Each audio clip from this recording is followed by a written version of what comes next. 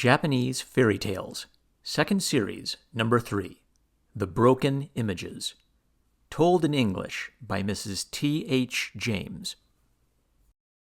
Once upon a time there lived, near the city of Kyoto, two brothers who were twins. One was named Rokuro, and the other Hachiro. They were very fond of each other, but their tastes and habits were quite different. Rokuro was a quiet, dreamy young man, always poring over books and writing poetry, whereas Hachiro was a bright, cheerful fellow, fond of riding, hunting, and all manly sports. Now it happened one day that Rokuro left his home early in the morning and walked to the town of Kurama because he had heard that some very old books were for sale there, and he determined to buy some of them. He spent so much time looking over those old books and reading parts of them and considering which he should buy that it was already evening before he set out for home, the books which he had bought tied up in a large handkerchief and slung on his back. The way was long and the road lonely.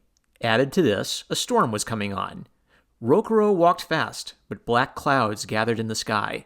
Daylight was past, and there was no moon. The thunder rumbled, and great drops of rain began to fall, and it was plain that he could not reach home before the storm burst. The road was rough and dangerous, and soon the darkness was so thick that it was impossible to see a yard ahead. Rokuro was thoroughly alarmed, but more for his precious books than for himself, when, through the gloom, he saw the faint twinkle of a light. Here seemed at least the prospect of shelter until the storm should abate, so he groped his way towards the light through what he supposed to be the ruins of a small wayside temple. After much stumbling over the broken steps, he at last reached the inner part of the building, and here, crouching over some glowing embers, he found an old priest reading by the aid of the rushlight which had guided Rokuro to the spot. "This must be some holy hermit who inhabits this lonely place, but I do not remember to have heard of him before," thought Rokuro to himself. "Good evening," he said aloud, but the old man was so intent upon his book, a volume of the Buddhist scriptures, from which he was reciting in a sing-song voice, that he heard nothing. Presently, however, he looked up, and seeing a stranger bowing respectfully before him, he welcomed Rokuro with great kindness, helped him to remove his dripping outer garment, provided water for him to wash his feet, and soon had him comfortably seated by the charcoal fire, sipping a cup of hot tea. "I am very glad to see you," said the old man.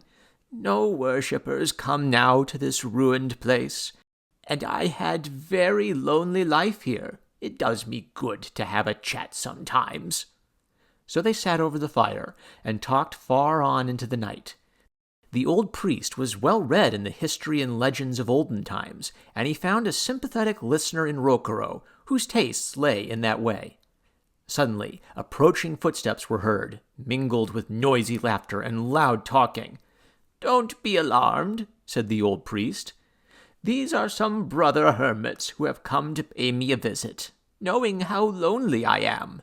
They will not harm you." Rokuro bowed and expressed himself delighted at this addition to the company, though he secretly wondered at the newcomers choosing such a late hour and such a stormy night for their visit.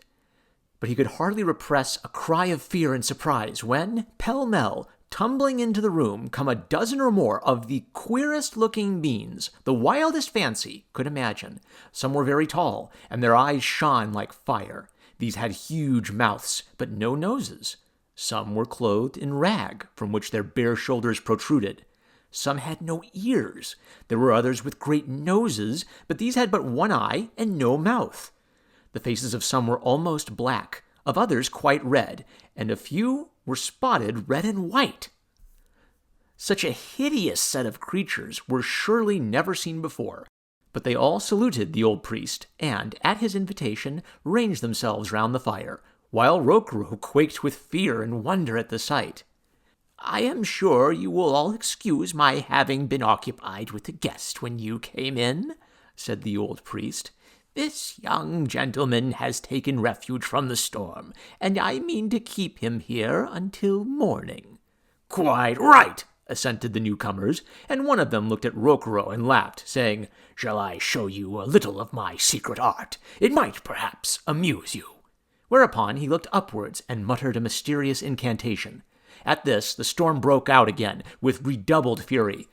Vivid flashes of lightning nearly blinded poor Rokurou. Loud peals of thunder seemed to break right over his head, and a huge black cloud came down and filled the room where they were sitting. And through the cloud, a horrible dragon was leaping and darting. Then another of the strange guests clapped his hands, and immediately a strong wind blew and cleared away the cloud, and the dragon also disappeared. Rokurou grew more and more afraid, and the cold sweat broke out all over him, and he became pale and cold as marble. So the old priest, laughing a little, said, "Come, come, no more of this kind of sport. I can't have the young gentleman frightened out of his wits."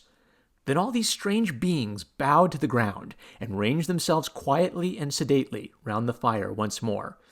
Soon they fell a-talking to each other of old tales, never once touching upon any subject of the day, but only of things long past and gone. Presently, one held up his hand for silence and looked about him, and listened in alarm. "Rude Hachiro is coming!" he exclaimed in a voice of great terror. Immediately, up pimped all the company, the old priest at their head, and fled as if for their very lives. Rokurou could not in the least understand the meaning of all this, or what had happened to startle them. But, as he was still quaking with fear, he hid himself in the hole under the flooring, which is used to keep the store of charcoal in. He removed the loose planks and arranged them again over his hiding place, as soon as he was safely hidden there, but in such a fashion that he left a peephole through which he could observe unseen what would happen. Someone was coming, sure enough, someone who carried a torch, holding it high and looking round in wonder at the dreary scene of ruin and decay. Rokurou could hardly believe his eyes, but the new arrival was indeed none other than his dear twin brother, Hachiro. He felt like the dead come to life again, all his fear turned into joy. So he came creeping out of his hiding place, so pleased, so happy, so excited, that he could hardly make his wondering brother understand how he came to be there. At last, he did manage some confused account of the curious experiences he had come through. Hachiro laughed long and loud, but kindly too. "My dear brother," said he, "you are so late, and when the storm came on, I was really anxious about you, so when it cleared up a bit, I came to look for you. As for these specters you thought you saw, I dare say they were only foxes or badgers. Anyhow, it is nearly morning. Let us wait here until daylight. Then we can have a look round and try to find out about it." So they lay down side by side and rested until the sun rose bright and warm after the night's storm. Then they made search everywhere for the old priest and his extraordinary guests. But no one was to be found. All was ruin and desolation. Only in a corner, half covered with rubbish, they came upon a number of old, broken images. Some were black, some were red, but the colors were faded and only remained here and there in spots and patches. Some had the nose broken off, some the ears, some the mouth, and some the eyes. Some were handless, and some had one or both feet broken off. "I have read of these images," said Rokurou in an awestruck voice. "They are said to be more than 1,000 years old. Perhaps the specters I saw last night were these very images." "Perhaps they were nothing of the kind," said Hachiro good-humoredly. "Perhaps my dear dreamy brother imagined it all. And perhaps the best thing we can both do is to go home to breakfast." The end. Thanks for listening. You can find more fairy tale audiobooks at Reading Time with Uncle Marmaduke at Marm Reads Books. Rokurou was a quiet, dreamy young man, always poring over books and and it was plain that he could not reach home before the storm